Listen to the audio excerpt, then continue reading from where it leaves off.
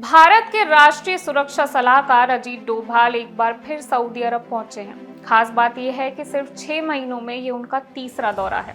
ऐसे समय में जब पश्चिम एशिया में तनाव लगातार बढ़ रहा है, स्ट्रेट ऑफ होर्मुज में संकट बना हुआ है और लाल सागर में भी हालात चुनौतीपूर्ण है, डोभाल की यात्रा काफी अहम मानी जा रही है।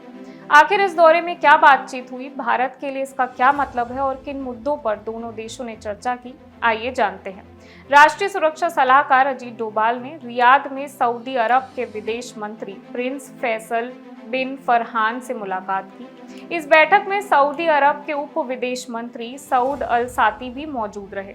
दोनों नेताओं के बीच भारत और सऊदी अरब के द्विपक्षीय संबंधों की समीक्षा की गई और रणनीतिक साझेदारी को और मजबूत करने पर भी चर्चा हुई। इसके अलावा क्षेत्र में तेजी से बदल रहे हालात पर भी विस्तार से बातचीत हुई। इस बैठक का सबसे अहम मुद्दा रहा ऊर्जा सुरक्षा और समुद्री मार्गों की सुरक्षा।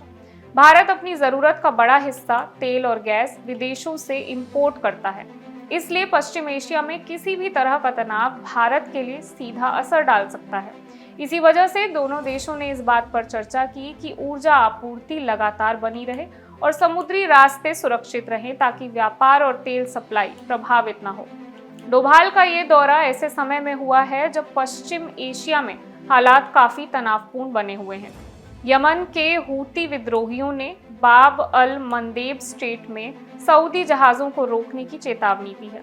वहीं सऊदी अरब का कहना है कि वो अंतर्राष्ट्रीय कानून के तहत अपने जहाजों की सुरक्षा सुनिश्चित करेगा। इसके साथ ही होर्मुज स्ट्रेट में भी हालात चिंता बढ़ाने वाले हैं।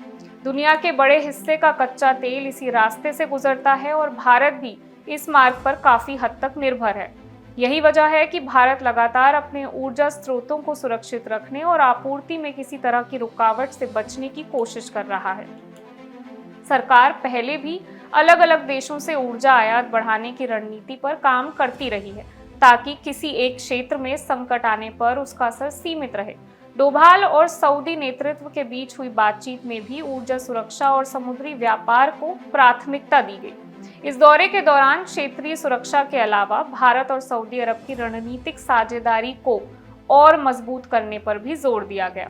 दोनों देशों के बीच व्यापार, निवेश और सुरक्षा सहयोग लगातार बढ़ रहा है। ऐसे में पश्चिम एशिया के मौजूदा हालात को देखते हुए ये बैठक भारत की विदेश और सुरक्षा नीति के लिहाज से महत्वपूर्ण मानी जा रही है। गौर करने वाली बात यह भी है कि इस साल अजीत डोभाल की ये सऊदी अरब का तीसरा दौरा है, जिससे दोनों देशों के बीच लगातार बढ़ते संवाद का संकेत मिलता है।